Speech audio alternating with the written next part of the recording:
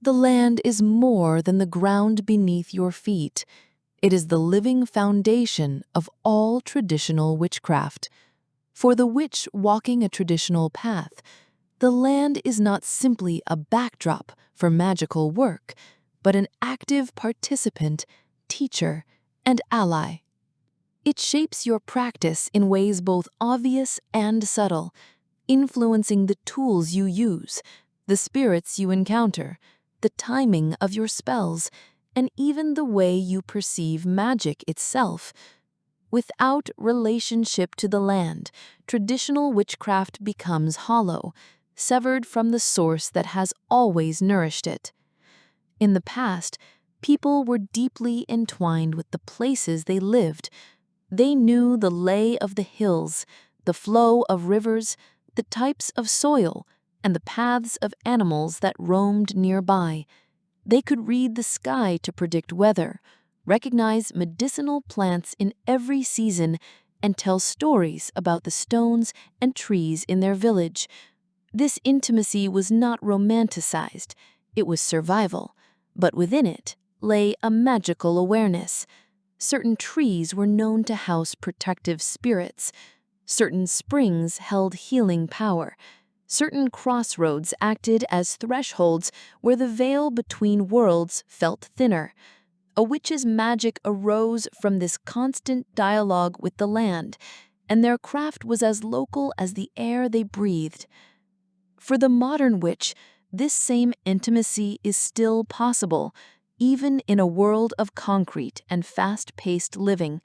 You may not live beside a wild forest or a wind-swept moor, but the land is still beneath you, and it still speaks.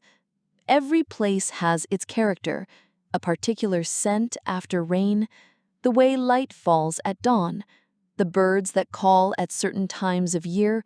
Building relationship with the land begins with noticing these details. Walk the same route regularly and observe how it changes. Sit quietly outdoors and listen to what you hear.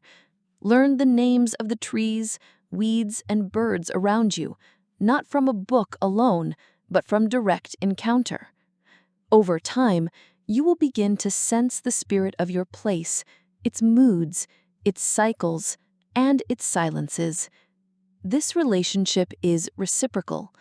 Traditional witchcraft teaches that you cannot take from the land, its herbs, stones, or magical energy, without offering something in return. Offerings can be physical, like water, bread, or milk poured at the roots of a tree, but they can also be acts of care, tending to a neglected patch of earth, cleaning up litter, planting native species. Such gestures show the spirits of the land that you are not merely a passerby, but a respectful participant in its well-being. In turn, the land is more likely to respond to your presence with openness and support, guiding your work and lending its power to your magic. The land also teaches timing. Nature moves in cycles, and magic done in harmony with these rhythms is often more effective. The waxing moon may encourage growth and attraction, while the waning moon supports banishing and release. Certain plants are best gathered at dawn, others at dusk, and some only in particular seasons when their energy is at its peak. Weather plays its part too. Rain to wash away, wind to carry words or intentions, sunlight to bless and strengthen. By aligning your work with these patterns, you step into the current of witches who have always understood that magic is not created in isolation.